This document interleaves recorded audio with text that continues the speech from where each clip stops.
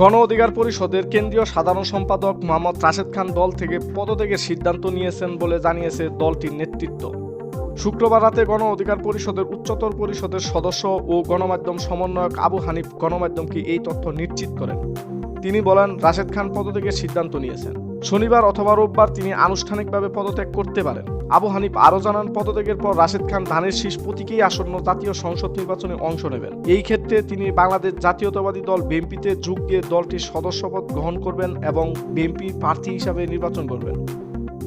গণ অধিকার পরিষদের পরবর্তী সাধারণ সম্পাদক কে হবেন সেই বিষয়ে দলের উচ্চতর পরিষদের আসন্ন বৈঠকে সিদ্ধান্ত নেওয়া হবে বলে জানান তিনি।